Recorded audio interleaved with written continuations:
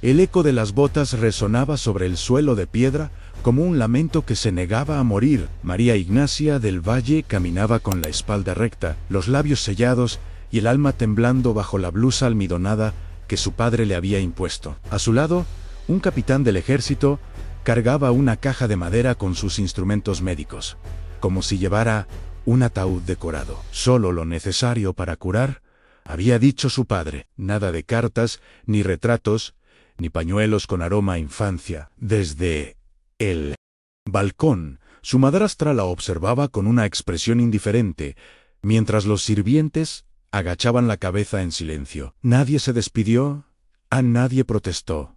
Ella iba al norte, a un destacamento perdido en la frontera, donde un apache herido la esperaba como símbolo de tregua, o como moneda de sacrificio. María había sido educada para no hacer ruido. Su niñez transcurrió entre libros que no podía comentar, vestidos que no podía arrugar y reglas que no podía cuestionar. Era hija única de un médico respetado, viuda de una mujer que alguna vez le había acariciado la frente con ternura. Desde que su madre murió, la casa se volvió un museo de rutinas. Su padre la instruyó en técnicas de curación, pero con la advertencia constante de que nunca ejercería. Una mujer decente no toca cuerpos ajenos, repetía con voz de sentencia. A los 22 años, María sabía distinguir una fiebre mortal de una pasajera, pero nunca había tocado una herida en libertad. Solo lo hacía en silencio, bajo la supervisión de un hombre que le enseñó más normas que humanidad. El viaje fue árido, sin palabras, acompañado por el crujir de las ruedas y el susurro del viento caliente que le pegaba en la nuca. Ninguno de los soldados que la escoltaban parecía ver en ella más que una herramienta. No le ofrecieron agua, ni conversación, ni siquiera un gesto de respeto. Cuando llegaron al campamento, el sol ya caía a plomo sobre un terreno reseco y agrietado. El destacamento parecía una herida abierta en medio del desierto, en tiendas desordenadas, hombres armados, caballos exhaustos. Un sargento joven la recibió sin saludar. Solo señaló una lona a unos metros. Ahí está. Tiene fiebre alta. No ha hablado en días. Haga lo que vino a hacer y no pregunte nada. María avanzó con pasos cortos, la caja de instrumentos apretada contra el pecho como si pudiera protegerla. La entrada de la tienda se abría hacia una penumbra densa y cargada de sudor. El apache estaba acostado sobre una camilla de madera, el torso desnudo, con vendas manchadas y los brazos atados por delante. Su respiración era irregular. Tenía el rostro cubierto de polvo, los labios partidos y una cicatriz fresca en el abdomen que supuraba lentamente. Pero lo que la dejó inmóvil fueron sus ojos. Estaban abiertos, fijos, oscuros, y la miraban con una mezcla de agotamiento, desconfianza y una dignidad que dolía. No parecía temerle no parecía odiarla, solo la observaba, como si ya supiera que ella también era prisionera de algo mucho más grande. María se arrodilló con torpeza junto a la camilla, sintiendo como el suelo de tierra le raspaba las rodillas a través del vestido. Abrió la caja con manos tensas y sacó unas pinzas, gasas y un frasco de agua oxigenada. Cada movimiento era un pequeño temblor, disfrazado de precisión. No tenía guantes. No le habían permitido llevar. Se lavó las manos con lo poco que quedaba en la cantimplora y comenzó a retirar la venda empapada. El apache no emitió ningún sonido, pero su cuerpo se estremeció cuando el aire tocó la herida abierta. María tragó saliva. La infección avanzaba. Si no limpiaba pronto, la fiebre lo mataría. No podía evitar pensar que, si moría allí mismo, el ejército culparía su torpeza y quizás usaría su muerte como excusa para iniciar otra masacre. Las horas siguientes se deshicieron en silencio. Cada día, al amanecer, María entraba en la tienda, revisaba la herida, cambiaba las vendas y anotaba mentalmente la evolución. Nadie le preguntaba nada. Nadie le informaba si debía quedarse o cuando terminaría su labor. Dormía en una tienda aparte, sin escolta ni compañía. Comía pan duro y agua tibia. El apache seguía callado, pero sus ojos se mantenían atentos. No hablaba español, o al menos eso creía ella. Pero había en sus miradas una inteligencia aguda, una especie de orgullo que ni la fiebre había logrado deshacer. A veces, cuando ella pasaba un paño por su frente sudorosa, él desviaba la mirada, no por vergüenza, sino por una especie de pudor ancestral, como si no quisiera ser visto tan vulnerable. En la tercera noche, una ráfaga de viento levantó la lona de la tienda y apagó el fuego del campamento. María, sola y temblando de frío, se acurrucó junto a su catre improvisado. Afuera, el desierto bramaba con un rumor que no conocía descanso. De pronto, escuchó pasos, se tensó. Pero cuando la lona se abrió, no era un soldado. Era él, apache, de pie, sin armas, sin palabras. Llevaba en una mano un cuenco de barro con una infusión. Calientan lo dejó en el suelo, sin acercarse demasiado, y volvió a desaparecer en la oscuridad. María no supo si había sido un gesto de gratitud o de advertencia, pero el aroma del líquido le recordó a su madre, y por primera vez en días, durmió profundamente. A la mañana siguiente, cuando entró en la tienda para revisar la herida, él ya no estaba acostado, no estaba sentado, más pálido, pero erguido. Sus ojos la siguieron mientras preparaba el vendaje, y justo cuando ella comenzó a aplicar el ungüento, escuchó una palabra en voz baja, pronunciada con acento extraño, pero clara. Gracias, San María, lo miró con sorpresa. Era la primera vez que rompía el silencio. ¿Hablas español?, preguntó. Él no respondió. Solo desvió la mirada, pero en su expresión había algo distinto.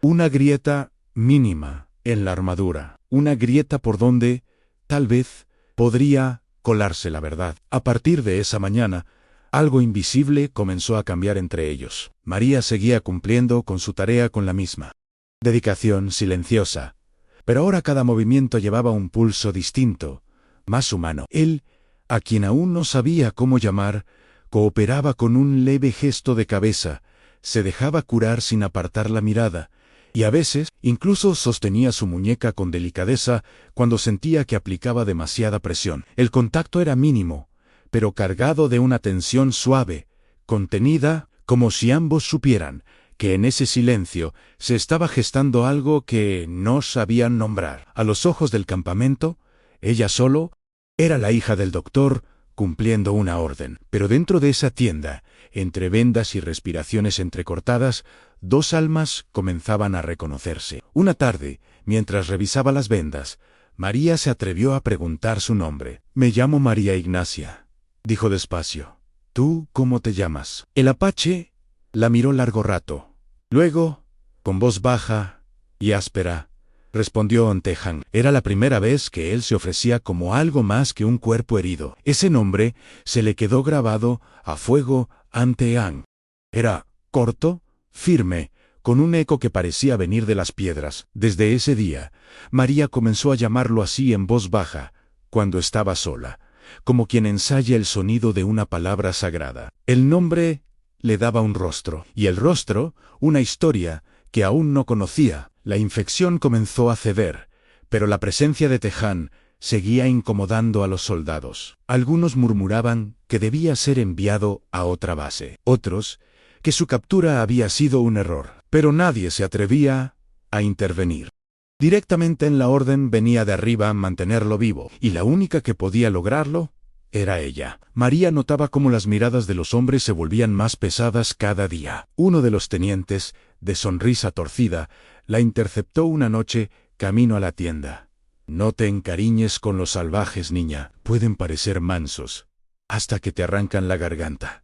Ella no respondió. Pero esa noche tembló al dormir. Fue Tejan quien, sin decir nada, comenzó a dejar pequeñas señales de cuidado. Una piedra junto a la entrada para evitar que el viento levantara la lona, un racimo de raíces secas colocadas cerca de su cuenco de agua, una tira de cuero para proteger sus dedos de las ampollas. Detalles mínimos, pero exactos, gestos que no requerían palabras, pero que tejían una red silenciosa de presencia. María empezó a entender que él no la estaba rechazando, la estaba observando, esperando a ver si ella también era parte del sistema que lo encadenaba, o si traía algo distinto en la mirada. Una noche de luna pálida, María entró en la tienda con pasos lentos. Llevaba en las manos una pequeña manta que había logrado conseguir entre los restos del almacén. Tejan estaba sentado, tallando un trozo de madera con una piedra afilada. La herida ya no sangraba, pero él seguía atado, no por necesidad médica, sino por protocolo. Cuando ella se acercó, él levantó la vista y su expresión cambió. No era miedo ni gratitud. Era una mezcla de sorpresa y algo parecido al pudor. María le ofreció la manta sin decir una palabra.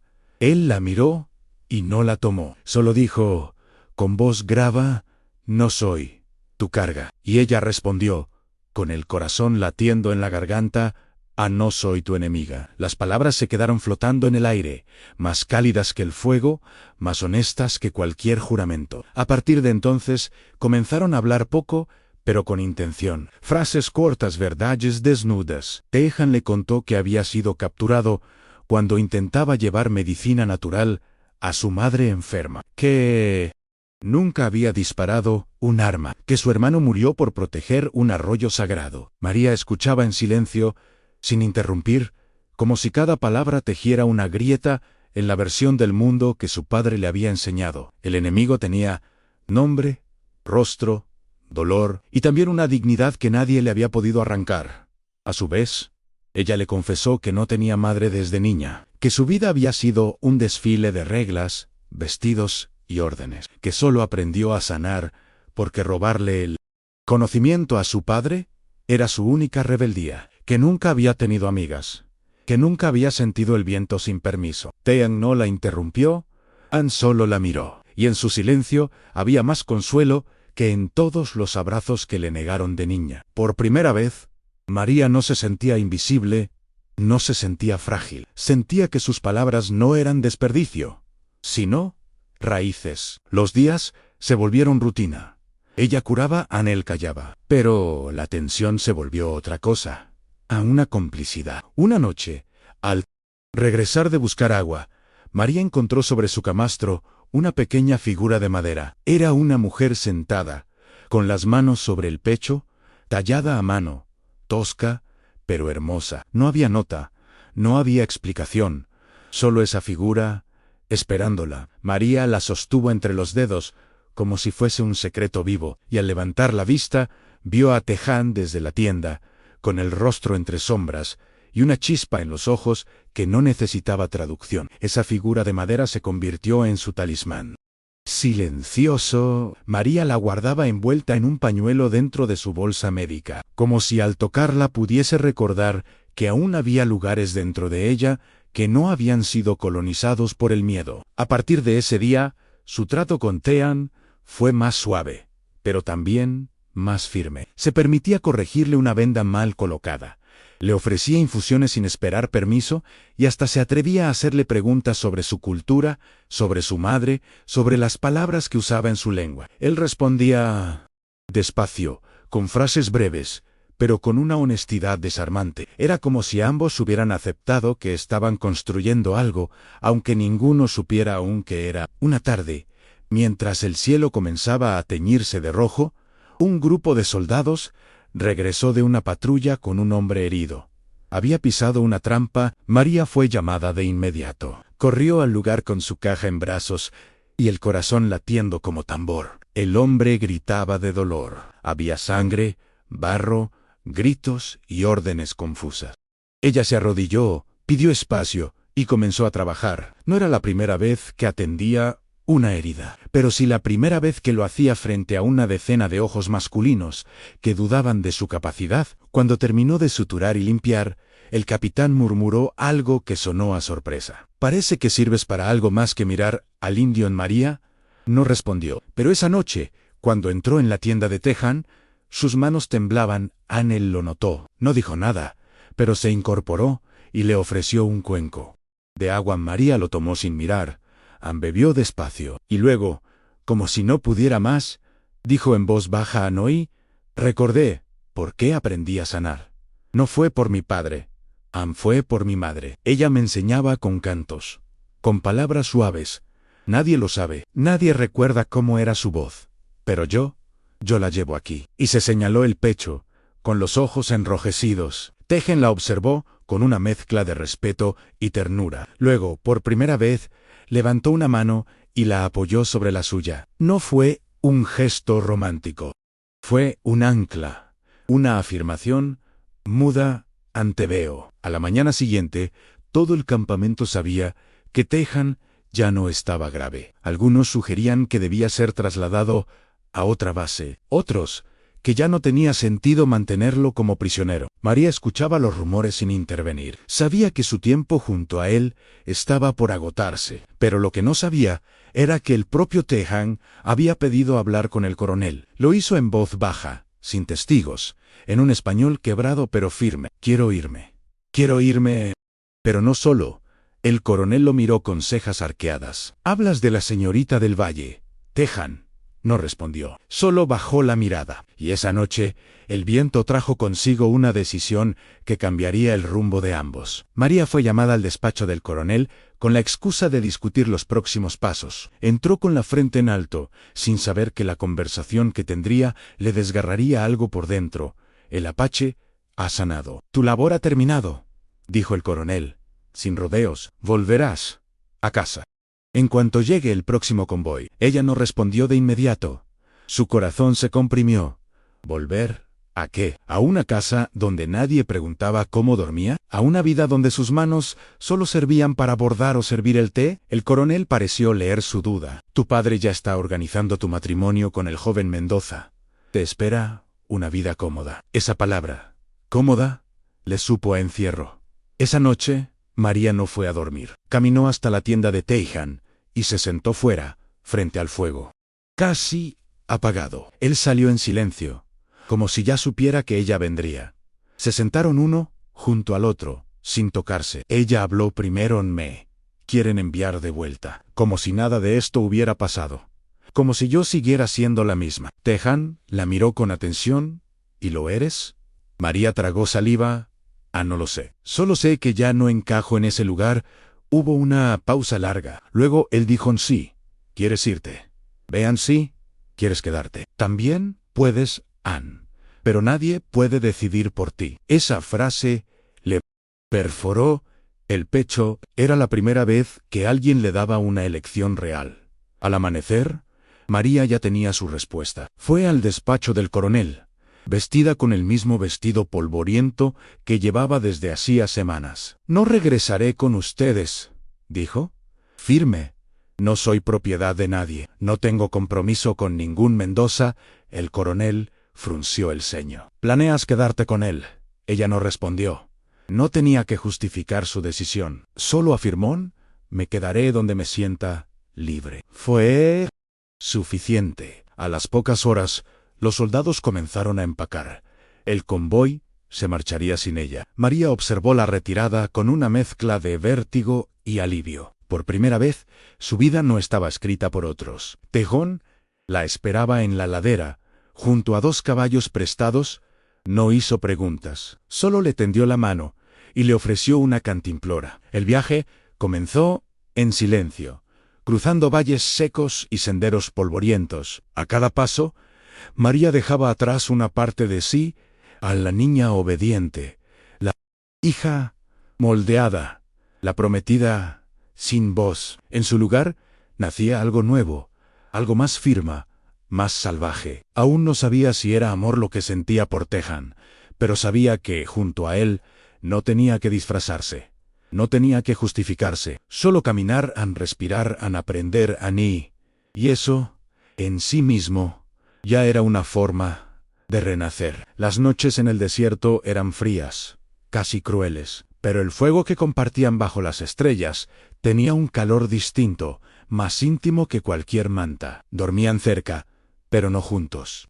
Tejan siempre mantenía una distancia de respeto, como si comprendiera que el cuerpo de María había sido demasiado tiempo un territorio ajeno. Ella, por su parte, empezaba a observar sus gestos con atención en cómo encendía el fuego sin esfuerzo, cómo escuchaba el viento antes de decidir el rumbo, cómo tallaba madera para no pensar demasiado. En su silencio había una forma de cuidado que no necesitaba explicaciones, y en la manera en que le ofrecía un pedazo de pan o le señalaba una raíz comestible, había más ternura que en todos los abrazos que ella había recibido en su vida. Una tarde, cuando cruzaban un valle pedregoso, se toparon con un anciano apache que caminaba con paso lento y mirada desconfiada. Tehan habló con él en su lengua durante varios minutos. María no entendía nada, pero lo observaba con curiosidad. Al final, el anciano le ofreció a ella un pequeño colgante hecho con hueso y cuentas. «Para tu corazón»,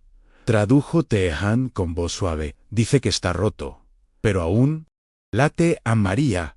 Lo tomó con las manos temblorosas. Nunca nadie había dicho algo tan cierto en tan pocas palabras. Desde ese día, colgó el amuleto en su cuello, como un recordatorio de todo lo que aún podía reconstruirse. Cuando llegaron al asentamiento apache, al pie de una montaña rojiza, María sintió que el cuerpo le temblaba. No por miedo, sino por lo que implicaba ese paso. Las mujeres la miraron con recelo, los niños se escondieron tras las tiendas, y los ancianos fingieron no verla. Ella era la extranjera Anne, la que venía del otro lado, la que, a los ojos de todos, probablemente no duraría ni una semana. Tehan no dijo nada, solo la guió hasta una tienda modesta, algo apartada del centro. «Aquí puedes quedarte. No es mucho, pero es tu espacio». María sintió, no pidió más. Sabía que el verdadero techo no era de tela, sino de respeto, y ese había que ganarlo día a día. Las primeras semanas fueron duras. María intentó ayudar, pero nadie le pedía nada. Sus manos, entrenadas para el hilo fino y las gasas limpias, no sabían curtir cuero ni recolectar raíces. Cada error era observado con una mezcla de burla y desconfianza. Aún así, no se rindió. Cada amanecer salía de su tienda con el cabello recogido y los brazos dispuestos. Una mujer llamada Nawat fue la primera en hablarle. Le preguntó si sabía hacer algo útil.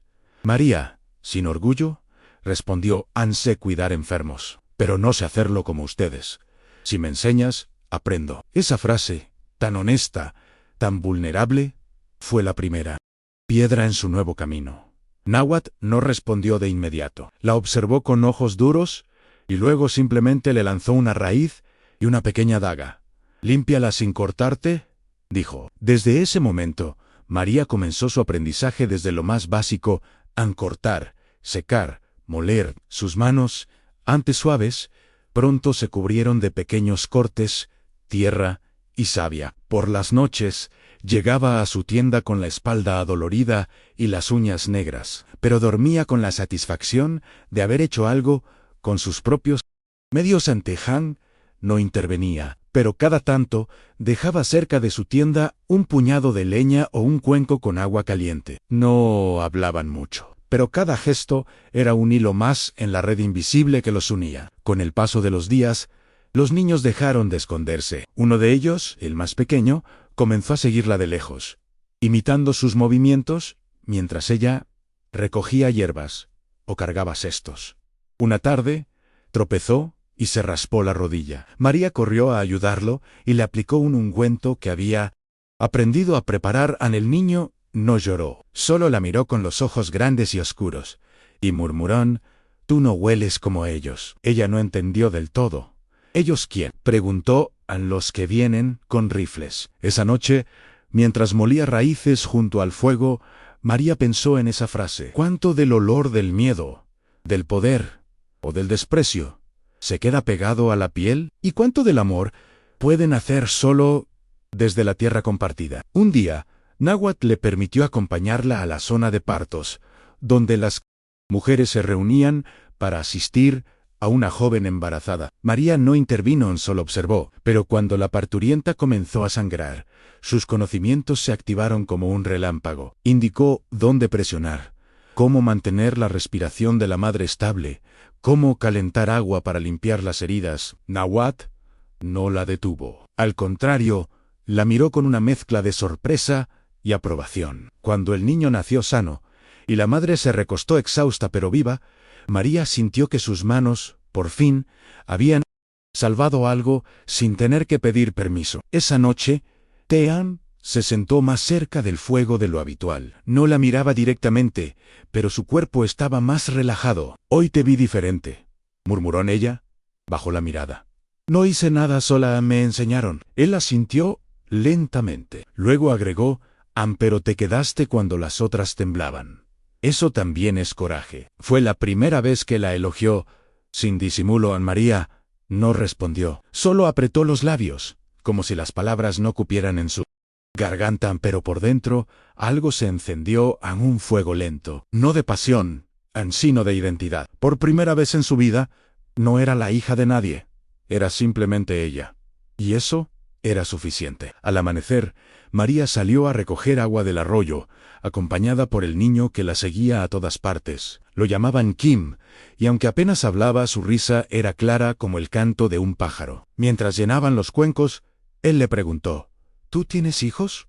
María se quedó inmóvil por un instante. No, respondió con dulzura, pero tuve una madre buena, y a veces eso alcanza para cuidar a otros. Kim asintió como si entendiera algo más profundo que las palabras. De regreso, ella le contó una historia breve sobre cómo su madre le enseñaba a cantar mientras preparaban infusiones. Era la primera vez que compartía recuerdos de su infancia sin sentir que traicionaba algo. Ese mismo día, una mujer mayor enfermó de fiebre. Náhuatl llamó a María sin dudar.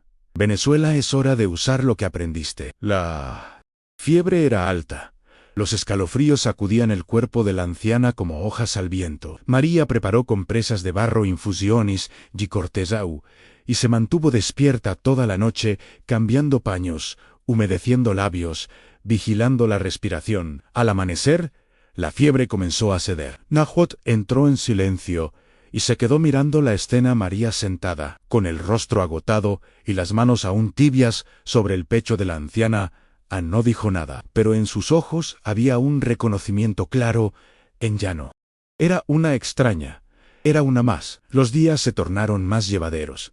Las mujeres la saludaban con un leve movimiento de cabeza. Los niños le regalaban piedras o semillas. Tejan la observaba desde la distancia con una quietud que hablaba más que 1000 palabras. Una noche, le dejó junto a la tienda un pequeño cuenco de madera, dentro del cual había una figura tallada en un corazón rodeado de ramas. María lo sostuvo entre los dedos con un temblor suave, como si tocara algo demasiado vivo. Esa noche, antes de dormir, se sentó junto al fuego y escribió en su mente las palabras que no se atrevía a pronunciar.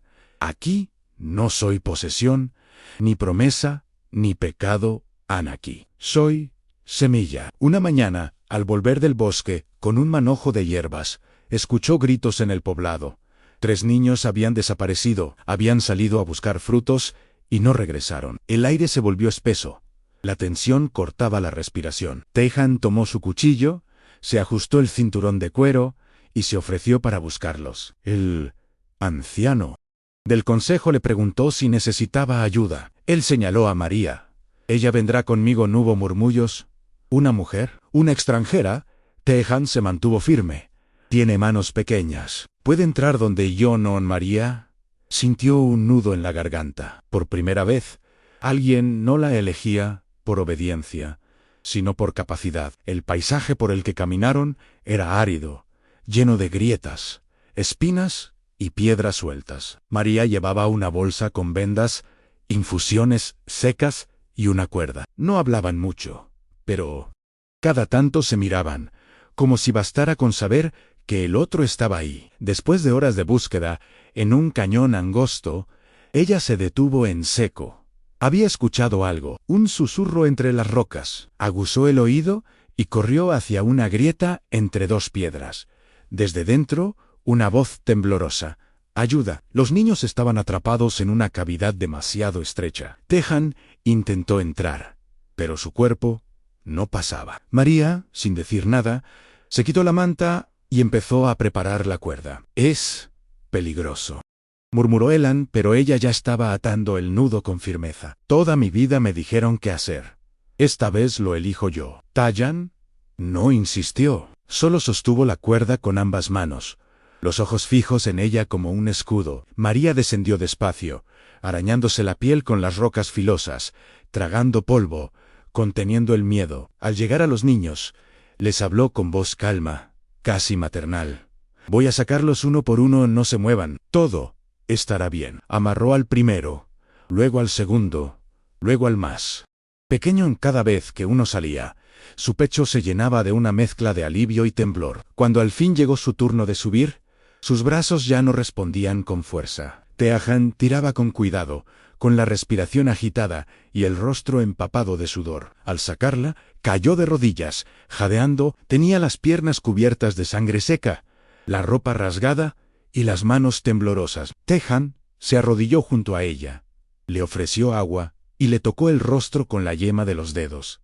No dijo nada, solo la miró, con una mezcla de respeto, asombro y algo más profundo. «Tienes el corazón de una guerrera», susurró Anne-María. No respondió, pero en su interior algo se quebró, no por dolor, sino por el orgullo de saberse, por fin, suficiente. Al regresar al poblado, los recibieron como si volvieran de la guerra. Las madres corrieron a abrazar a sus hijos, los ancianos levantaron la mirada con solemnidad, las mujeres dejaron de verla como una carga. Náhuatl la abrazó por primera vez. «Eres más apache que muchas nacidas aquí», le susurró.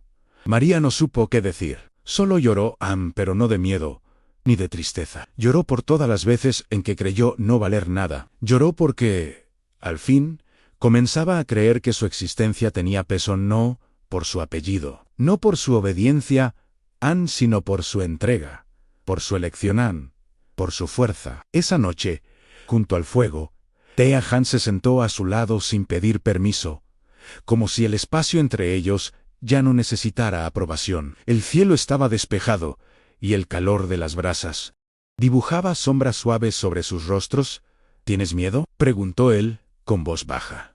María negó con la cabeza. «Estoy cansada, pero no asustada», él asintió con lentitud. «Cuando te vi bajar por esa grieta, supe que ya no eras la misma». Ella lo miró de reojo, con una sonrisa pequeña y sincera. «Tú tampoco». Y en ese intercambio de palabras sencillas, se reconocieron no como prisionera y captor, ni como extranjera y apache, sino como dos personas que habían cruzado una frontera invisible y habían sobrevivido. Desde entonces, sus conversaciones se volvieron más frecuentes. Ya no eran solo instrucciones o agradecimientos, eran recuerdos, preguntas, confesiones. Teahan le habló de su infancia entre montañas, de su madre curandera, de su hermano menor que murió defendiendo un manantial sagrado. María lo escuchaba con los ojos húmedos, como si cada palabra tejiera un puente entre sus mundos. A su vez, ella le habló de su niñez en una casa sin risas,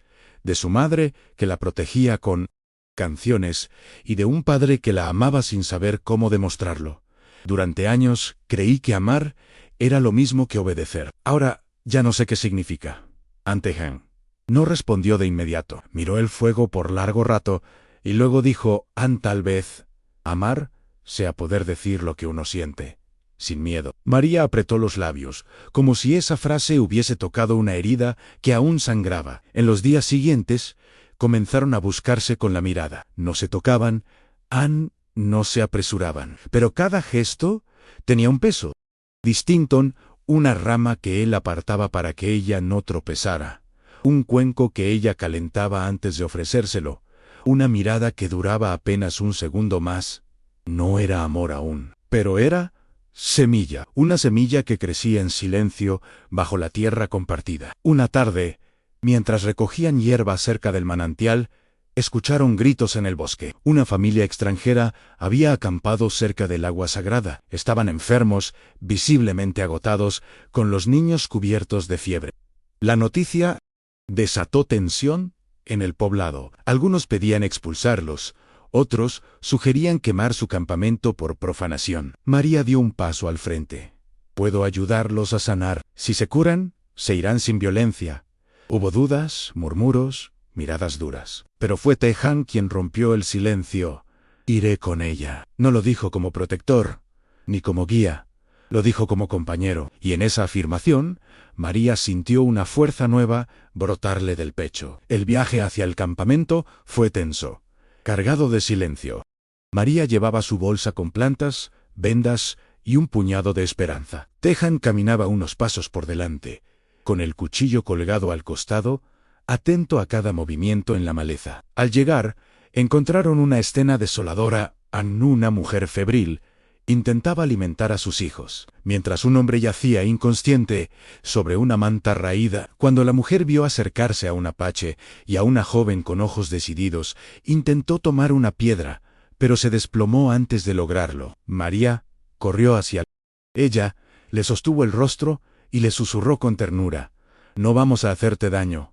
Estoy aquí para ayudarte». La mujer lloró en silencio. Tejan no se movió. Am vigilaba. Esperaba, pero no se alejaba. Durante los días siguientes, María se dedicó por completo al cuidado de aquella familia. Preparaba infusiones de corteza para bajar la fiebre, cataplasmas para las llagas, caldos suaves para alimentar a los niños. Dormía poco, hablaba aún menos. Tejan, mientras tanto, le traía agua, sostenía recipientes, encendía el fuego cuando el viento lo apagaba. No decía mucho, pero cada uno de sus gestos era una declaración silenciosa de apoyo. A veces, mientras María cantaba una melodía suave para calmar a los niños, Tejan la observaba con una mezcla de asombro y algo más profundo, como si viera en ella algo sagrado. Una noche, mientras aplicaba una compresa en la frente de la madre, ésta le preguntó con voz débil: «¿Por qué haces esto?». María se quedó en silencio unos segundos. Luego respondió con la voz entrecortada: «Porque puedo, y porque elegir la compasión en lugar del odio nos salva a todos». Tejan, que estaba sentado unos pasos detrás, escuchó esas palabras sin moverse, pero sus ojos brillaron a la luz del fuego, y sus manos, tan firmes siempre, temblaron apenas un instante. Aquella noche, María durmió con la cabeza apoyada en una piedra, sintiendo que su lugar en el mundo ya no era una pregunta sin respuesta. Cuando finalmente la familia pudo levantarse, agradecieron en voz baja y se marcharon con pasos inseguros, pero vivos. El manantial estaba a salvo en el poblado también. Al regresar, la comunidad los recibió con miradas largas y silenciosas. A nadie aplaudió, nadie sonrió. Pero las mujeres ofrecieron comida, los ancianos asintieron en silencio y los niños se acercaron sin miedo. Esa noche, Tejan llevó a María al mismo lugar donde semanas atrás había dejado una flor seca sobre una piedra. Se sentaron uno junto al otro. El aire olía a tierra mojada y a algo nuevo. «¿Por qué hiciste todo eso?», preguntó él. María respiró hondo antes de responder: «Porque quiero quedarme aquí, no como carga, no como prendan, como alguien que pertenece». Tejan la miró largo rato, con una profundidad que no necesitaba palabras. Luego sacó de su bolsa un pequeño collar hecho de cuentas turquesa, tejido con hilo de fibra de maguey. «Lo hice para ti. Si aún quieres quedarte, quiero que lo hagas como mí igual». María lo tomó con manos temblorosas. No era una proposición forzada, ni una promesa impuesta, era una puerta abierta, y ella, sin dudar, la cruzó. Asintió en silencio, con los ojos llenos de algo que no había sentido jamás en libertad, una libertad que no venía de huir, sino de ser elegido, y de, por fin, poder elegir. La unión se celebró sin discursos, sin vestidos blancos, sin campanas, solo un círculo de piedras alrededor del fuego, las manos entrelazadas y la mirada firme de quienes lo rodeaban. Nahuatl le colocó a María una prenda sencilla, adornada con flores secas y cuentas de colores. Una niña llevó semillas para bendecir la tierra donde caminaban. Y cuando el anciano del consejo pronunció las palabras de unión, el viento sopló suave, como si el propio desierto aprobara. «Tejan», con voz firme, dijo: «Te elijo cada día». A María respondió: «Y yo, a ti». Y no hubo aplausos, solo un silencio cálido que selló algo mucho más profundo que un pacto. Después de la ceremonia, compartieron pan recién horneado, carne asada y miradas sin juicio. Los niños corrían entre las tiendas, los ancianos fumaban en calma, y María caminaba por el poblado como si sus pies ya conocieran ese suelo. Desde siempre Tejan iba a su lado. No la tocaba aún, no había prisa, pero su sola presencia bastaba para que ella supiera que estaba exactamente donde debía estar. Esa noche, en la intimidad de la tienda, se sentaron frente al fuego.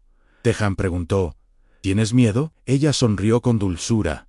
No tengo esperanza. Y entre sus manos, el collar de cuentas parecía brillar con una luz que no venía de fuera. Los días siguientes fueron serenos. Compartían las tareas, el descanso y la comida. María le enseñaba a Teján palabras nuevas en español, canciones de su infancia, recetas que adaptaba con los ingredientes del desierto. Él, a cambio, le mostraba cómo leer el cielo, cómo seguir huellas, cómo moverse sin ser vista. En cada gesto había ternura, en cada mirada una promesa sin urgencia.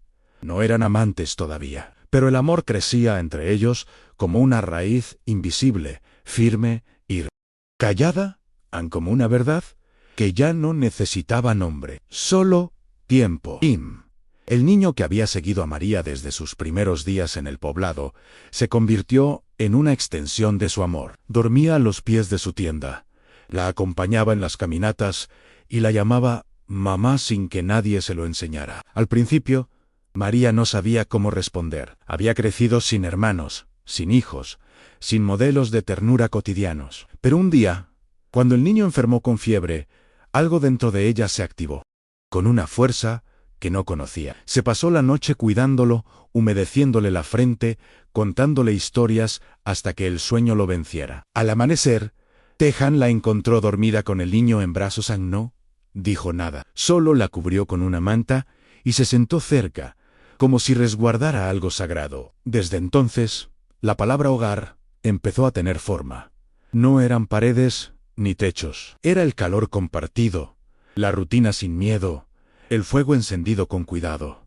María ya no se sentía forastera. Su cuerpo se había endurecido por el trabajo, pero su espíritu estaba más liviano.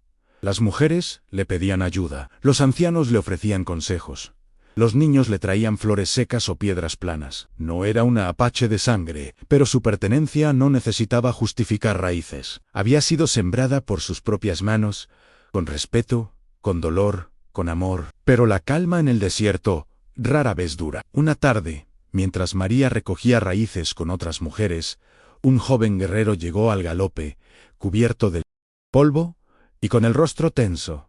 «Soldados», dijo sin aliento. «Muchos traen banderas mexicanas». El poblado se agitó de inmediato. Las madres corrieron a proteger a sus hijos. Los hombres prepararon arcos y cuchillos. Teján salió de su tienda con el ceño fruncido. María sintió que el pecho se le comprimía. «¿Vendrán por mí?», preguntó. Con un hilo de voz, él no respondió. Solo la tomó de la mano por primera vez, sea lo que sea. «Ahora estamos juntos». La columna de jinetes levantaba una nube espesa de tierra. Cuando estuvieron lo suficientemente cerca, María sintió que el alma se le salía del cuerpo. Al frente, montado con arrogancia, iba su padre, el doctor del Valle, a su lado. Ezequiel, su primo mayor, con uniforme militar. 30 soldados lo seguían con armaduras relucientes y rostros tensos. Al verla, su padre gritó: «María Ignacia, venimos a llevarte a casa». Pero ella no se movió. Estaba firme, con Teján a su lado y Kim aferrado a su pierna. La palabra casa ya no tenía el mismo peso que antes. Don Ramón del Valle desmontó con paso autoritario. Su rostro, endurecido por los años y el orgullo, se desfiguró al verla vestida con prendas humildes, el cabello trenzado como las mujeres del lugar y la piel dorada por el sol. «Mira en lo que te has convertido», escupió con desprecio. Una salvaje en una vergüenza. A María sostuvo su mirada sin parpadear. «Me he convertido en alguien útil, en alguien que sabe salvar vidas». «¿No era eso lo que querías?». Ezequiel intentó intervenir con tono conciliador. «Estás confundida. Ellos te manipularon. Ven con nosotros, volverás a ser tú». Pero María ya no era la joven obediente de antes. Era mujer y era libre. Su padre creyó tener una carta definitiva. «El hijo del general Mendoza desea casarse contigo. Es un hombre decente. Está dispuesto a perdonar esta locura. Quiere darte una vida respetable». María sintió una oleada de rabia. Dio un paso al frente. «¿Perdonar? ¿Mi vida necesita ser perdonada?». Su voz era baja, pero afilada Yo no necesito redención. He encontrado a alguien que me ama por quien soy, sin pedirme que me avergüence de lo que viví. Teaan se mantuvo en silencio, de pie junto a ella, como una raíz plantada con fuerza.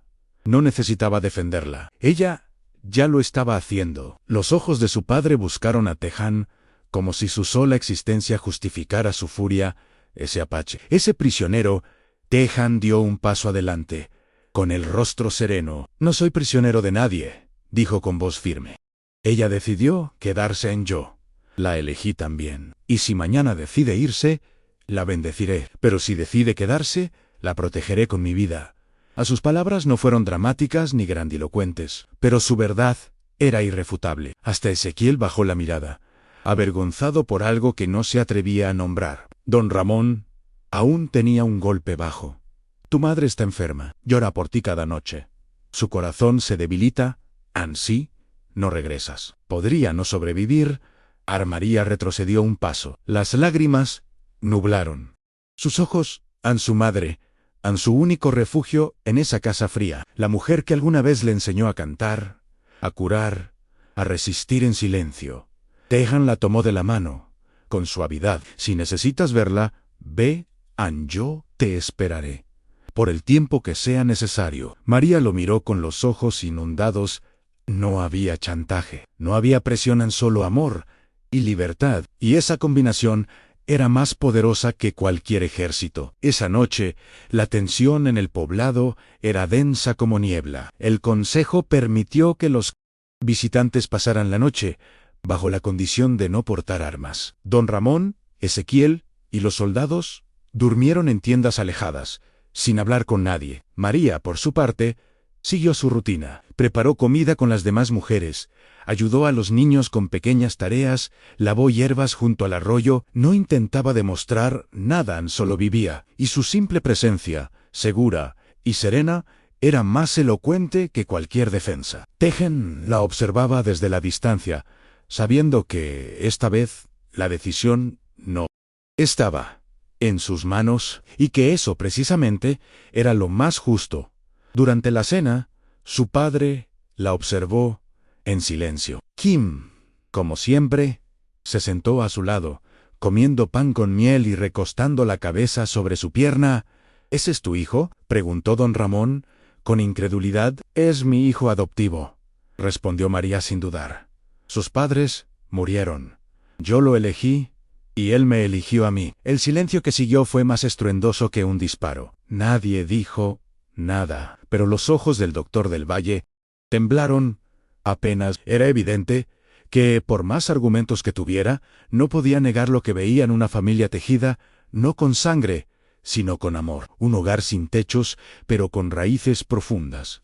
Esa madrugada, María salió a contemplar las estrellas. El cielo estaba limpio, frío, inmenso. Se sentó sobre una piedra, abrazando sus rodillas, mientras la brisa le acariciaba el rostro. Pensó en su madre, en la voz que la arrullaba de niña, en las veces que le curó raspaduras con cantos suaves. Tayan se acercó en silencio, como siempre lo hacía. Se sentó a su lado, sin invadir su espacio. ¿Qué vas a decidir?, preguntó con voz baja. Ella no respondió enseguida. Miraba hacia lo alto, como si buscara entre las constelaciones una señal que no acababa de llegar. Luego, con la voz temblorosa, dijo: Ante amo a Okemi, amo a Stauvidao, amo en quien me he convertido, pero también amo a mi madre, y saber que sufre por mí me parte en dos. Tejan le tomó las manos con suavidad. Entonces, ve, dijo. No te retendré, y si no, puedes volver. Al menos sabré que te fuiste por amor. María lo miró con el corazón en los ojos. ¿Y si me obligan a quedarme allá? ¿Y si no me dejan regresar? Tejan sostuvo su mirada con calma. Entonces sabré que tuve el privilegio de amarte estos meses. Y eso es más de lo que muchos tienen en una vida entera. María se arrojó a sus brazos y lloró. Lloró por todo lo que no pudo decir antes. Lloró por tener que partir y por no querer hacerlo. Lloró por la niña que fue y por la mujer que, al fin, se había permitido amar. Al amanecer, María salió con paso firme. Se acercó a su padre, que ya había preparado la escolta. «Iré con ustedes», dijo, «pero solo para ver a mamá. No aceptaré propuestas de matrimonio. No me quedaré si no lo deseo». Don Ramón quiso replicar, pero ella lo interrumpió. «Es mi última palabra. O respetan mis condiciones o no me muevo de aquí». Su voz no era desafiante, era definitiva. El coronel, al verla tan decidida, accedió. La escolta se formó un teján. Le entregó un pequeño amuleto de hueso tallado, para que recuerdes que aquí tienes un lugar. Kim la abrazó con fuerza. «¿Volverás?», preguntó con voz temblorosa. María se arrodilló y le acarició la mejilla. «Si hay vida en mí, volveré». El camino de regreso fue más largo que la primera vez, pero esta vez no por la distancia, sino por el peso del alma. María cabalgaba con la cabeza alta, pero el corazón dividido. Al llegar a la hacienda, todo estaba igual en los corredores limpios, las cortinas blancas, el aroma a pan horneado. Pero ella ya no pertenecía a ese mundo. Los sirvientes la miraban con extrañeza. Su madrastra fingía afecto, y su padre parecía querer borrar cada minuto de su ausencia. Pero cuando entró al cuarto de su madre, todo lo demás desapareció. Doña Eugenia abrió los ojos, y al verla, murmuró: «Hija mía, pensé que nunca volvería a verte». María se arrodilló a su lado y tomó sus manos frágiles. «Estoy aquí, mamán, por ti». Durante las semanas siguientes, María cuidó de su madre con devoción, le preparaba infusiones. Caminaban por el jardín, compartían anécdotas cuidadosamente filtrada. No hablaba de Tejan ni de Quema, no por vergüenza, sino por protección. Pero su padre no tardó en reiniciar su estrategia. Cada 2 días, el hijo del general Mendoza venía a visitarla. Era un hombre correcto, elegante, que hablaba de futuro, comodidad, reputación, pero a los ojos de María, todo en él sonaba vacío. Un día, caminando por el jardín, él dijo: «Podríamos tener una vida tranquila. Te daría hijos, un apellido, respeto. No tienes que seguir aferrada a recuerdos salvajes». A María se detuvo en seco. «Lo que viví fue más real que todo esto», dijo, «más real que cualquier cosa que puedas ofrecerme». Esa noche, doña Eugenia entró a su cuarto sin anunciarse. Se sentó a los pies de la cama y la observó en silencio. «Te he estado observando», dijo con voz suave. «Tienes una luz en los ojos que antes no tenías. Hay firmeza en tu voz. Has vuelto distinta». María no supo qué decir. Entonces su madre preguntó: «¿Lo que encontraste allá fue amor?». María cerró los ojos. Las lágrimas le rodaron por las mejillas. «Fue amor, madre, fue verdad, fue vida». Doña Eugenia le apretó las manos con fuerza. «Entonces, vete antes de que sea tarde». Al amanecer, María empacó lo esencial. Dejó una carta junto al lecho de su madre y partió rumbo al norte. El sol del desierto la esperaba, y en su pecho el amuleto vibraba con cada paso. Ya no era la hija del médico, era la mujer que eligió amar y volver.